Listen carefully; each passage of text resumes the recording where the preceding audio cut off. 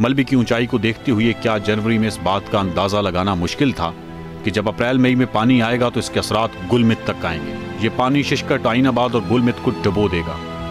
ये बात हुंजा का एक आम शहरी जनवरी में बगैर ज्यादा हिसाब किताब किए बता सकता था। अब हमें मालूम था कि ये 396 फीट अगर ये पानी भर जाए तो इसने 20 किलोमीटर तक जो है ना झील बननी है। तो इस पे जो है ना हमने खदशात जाहिर किया कि देखो आइनाबाद है, शिशकट है या गुलमित है, तो ये सारे डूब जाएंगे, तो सारे घर के घर जो है ना तबाह हो जाएंगे। लेकिन जो है ना हुकूमत होश में नहीं है कि लोगों के एक्सपेक्टेशन ये थे कि भाई वो फ़ौरन कोई एक्शन लेंगे, कर लेंगे, और उन्होंने प्रोमिस बहुत की।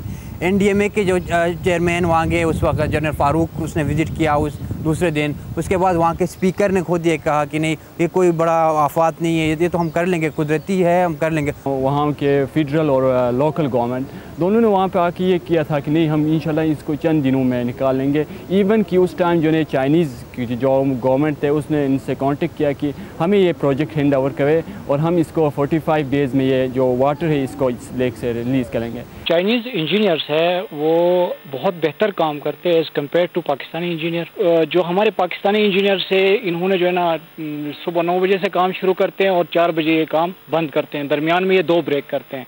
लेकिन जो चाइनीज़ जो इंजीनियर्स और जो चाइनीज़ लेबर है जिनको हम इस रूट पे देखते हैं तो ये शाम तक काम करते, बल्कि रात गए तक जो है ना ये दिन रात काम करते हैं। खुद गर्ज हुक्मरान हैं जो भी यहाँ है या शुरू के हुकूमतों में जो गुजरे हैं या अभी की जो हुकूमतों में है, ये इन्होंने इनकी वजह से यह सूरत हाल आज पैदा हो गई और पूरा जो है ना पूरे गिलगित बल्तिस्तान को जो खतरा पैदा हुआ है वो इन हुक्मरानों की वजह से हुआ है। और उनका बाकायदा ये रिकॉर्ड हमारे पास मौजूद है जब उन्होंने कहा कि ये कुछ दिनों में हम निकाल देंगे, ये कोई इशू नहीं है। और उस वक्त वो हमें लोकल लोगों को ये समझ थी कि पानी ब्लॉक हो गया, उनके घर तक आ सकता है। तो ये बहुत परेशानी की बात है कि क्या वो जो इंतज़ामिया में थे, जो इतने एक्सपर्ट्स थे, उनको ये अंदाज़ा क्यों नहीं हुआ कि ये कुछ महीने बाद जो है इतने सारे लोगों को जो है बेघर बना सकता है। मसला कुदरती मसला है, हम इसके लिए क्या कर सकते हैं, हम सब परेशान हैं। कोई खतरे वाली बात नहीं है, इस तरह के प्रोपेगेंडास का शिकार नहीं होना है। आज इलाका हम आगे देख के आए हैं, काफी ब्लॉकेज है, वो इंशाल्लाह चंद दिनों में खोलने की कोशिश करेंगे। जनवरी में ही हुंजा के बासियों ने इस्लामाबाद, लाहौर और कराची में शदीद एहतजाज शुरू कर दिया। जनवरी से अप्रैल तक हमारे हुक्काम कहीं गफलत का शिकार तो नहीं रहे। हम इसको तकरीबन 2 हफ्तों में इंशाल्लाह, कोई परेशानी की बात नहीं, हम इसको 2 हफ्तों में क्लियर करेंगे। लेकिन आज 5 महीने हो गया, कुछ नहीं हो गया। तो हम ये कहना चाहते हैं कि जो जिनकी गफलत से आज ये सानहा पेश हुआ, वहाँ पे गोजाल डूब गया, क्या नाम था, शिशकट डूब गया, आइनाबाद डूब गया, गुलमित डूब गया, और क्या जो लाइफ लाइन कम्युनिकेशन थे चाइना और पाकिस्तान के दरमियान वो सबमर्ज हुआ टोटली। तो हम अपील करते हैं जो चीफ जस्टिस ऑफ पाकिस्तान से कि जो जिनकी गफलत की वजह से आज ये सानहा वहाँ पे पेश हुआ, उनके खिलाफ जुडिशल इंक्वायरी करे। हमारी पढ़ाइयाँ सफर हो रही है, मेरा टेस्ट है 2 दिन बाद। बिल्कुल सही कह रहे हैं आप। इधर मेरी तरह बहुत सारे जिनके टेस्ट से इंटरव्यूज है। क्योंकि जब हमें पता चला आताबाद में ब्लॉकेज हुई, हमें खौफ तो था कि भाई पानी किसी भी वक्त आगे आ सकता है। हमने अपने तौर पे बड़ी कोशिशें की, थ्रू आउट स्टूडेंट ने बहुत बड़ा रोल अदा किया। कराची में, लाहौर में, इस्लामाबाद में और गिलगित में प्रोटेस्ट किए हैं कि भाई आप प्लीज़ कुछ कर लें। हम लोगों ने लाहौर के जो स्टूडेंट्स थे उन्होंने इनिशिएटिव ली, उन्होंने आसमा जहांगीर के साथ प्रेस कॉन्फ्रेंस किया, उन्होंने प्रोटेस्ट की कि भाई आप लोग देखें, क्योंकि उस वक्त मीडिया का रोल भी ज़रा कम था। क्योंकि मैं तो लोगों का शिकवा भी है कि अगर मीडिया उस वक्त इसको हाईलाइट करता, मे बी ये सिनेरियो काफ़ी डिफरेंट होता। शाहराह रेशम एक बैनुल-अक़वामी हाईवे है जो पाकिस्तान और चीन को मिलाती है। दुनिया के अजीम तरीन पहाड़ी सिलसिले से गुजरती इस शाहराह को 8वां अजूबा भी कहा जाता है।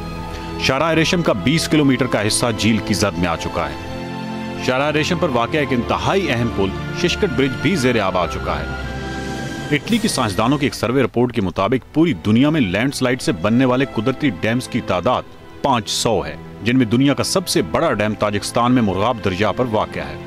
ये डैम फरवरी 1911 में बना। 550 मीटर ऊंचा ये डैम आज तक ओवरफ्लो नहीं हुआ। दरिया में आने वाले पानी और लैंड स्लाइडिंग के मलबे से रसने वाले पानी की मिकदार बराबर है। कनाडा के एक माहिर अर्जियात के मुताबिक गिलगित बल्तिस्तान के इलाके में पिछले 500 सालों में 35 डैम्स बने हैं। इनमें 1841 में रायकोट स्टोर में बनने वाला डैम और 1858 में दरिया हुंजा में तकरीबन इसी इलाके में बनने वाला डैम भी शामिल है।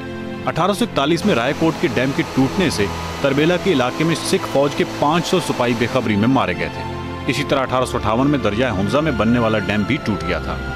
इस रिपोर्ट का एक हिस्सा इंतहाई अहम है, जिसमें बताया गया है कि 500 सालों में इन 35 कुदरती डैमों में कोई भी 10 माह से ज्यादा न रह सका। इसकी खास वजह शायद अर्जियाती साख्त है।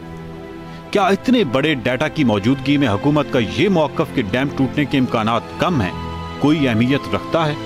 अताबाद के इस मलबे से पानी रस रहा है, जिसकी मिकदार 200 क्यूसेक है, जबकि दरियाए हुंजा में आने वाले पानी की मिकदार 2500 क्यूसेक है। मलबे में तकरीबन 16 से 20 मुख्तलिफ जगहों से पानी रिस रहा है।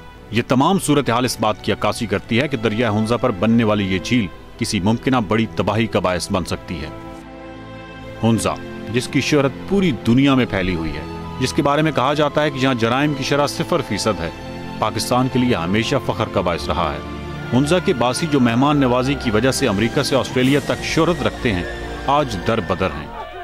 उनकी मदद पाकिस्तान समेत पूरी दुनिया का फर्ज है, लेकिन इस फर्ज की तकमील के दौरान ये याद रखना होगा कि इस इलाके के लोग तालीम याफ्ता और खुददार वाक़ हुए हैं। उनकी इज्जत और तकरीम के साथ मदद करना ज़रूरी है, वरना अपनी मदद आपके तहत तश्कील पाने वाले इस मुआशरे का एहतजाज कोई गैर फितरी बात नहीं होगी।